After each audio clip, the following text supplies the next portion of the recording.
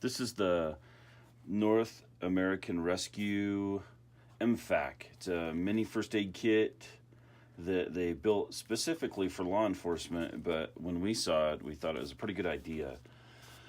So we brought in a few to look at, and it's nice and small. You can see this is about the size of my hand. I have a medium-sized hand. This is pretty neat. Comes with a cat tourniquet.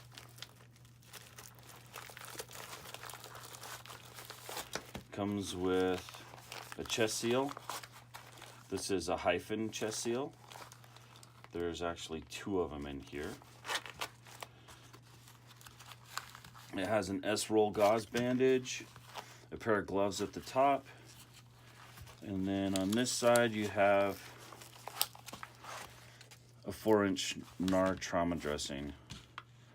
And that's $75. So that's a pretty decent small little kit for $75 with a pouch.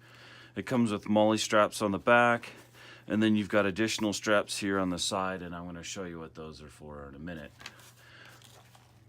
When we saw it, we were like, yeah, this is really good and we like it, but there's a few things that some people don't necessarily prefer when it comes to an IFAC that this has got going on here. First of all, the cat tourniquet's on the inside. Most people don't like a cat tourniquet on the inside of their kit. They want it on the outside so that it's readily available. And so we started playing around with what we could do with this by adding a few pieces. So we took the basic kit and we added pieces to it. And as you can see now, the cat tourniquet's on the outside. I put some patches on there so that you can see how big and how much it covers.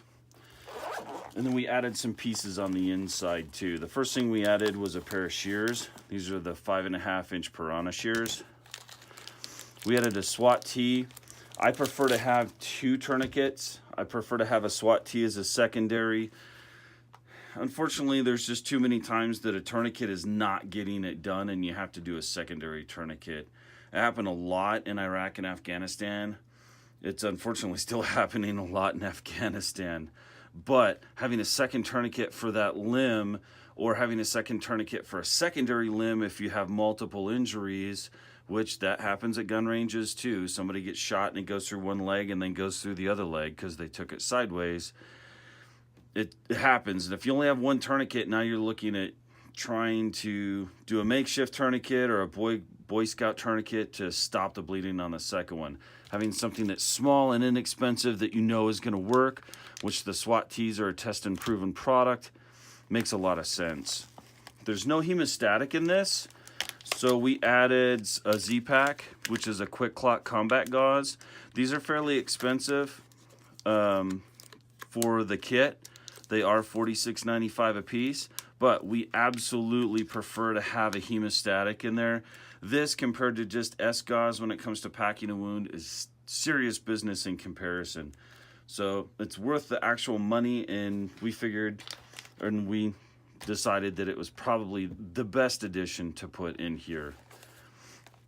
On the outside, what we did is we took the cat tourniquet out of the actual kit, and this is a Blue Force Gear tourniquet retainer. It uses bungee straps and it locks right in here. It's almost like they made this to work with that. I know, right? Crazy. Put the cat tourniquet on there. Now your cat tourniquet's on the outside of the kit where it's readily available. You can put patches on here to show blood type and that it's an actual emergency kit. And the rest of the material stays in here. Having the S-gauze, you can either remove it or leave it in there. It never hurts to have additional packing material with your hemostatic gauze, because this can go on top of it once this is in place to stop secondary bleeding from outside of the arterial bleeding. Makes a lot of sense. So, new product for us. It's definitely one that we really are impressed with. And with a few additional pieces, it makes a seriously nice, small, compact, easy to maneuver, easy to hook onto your gear. Just makes a lot of sense.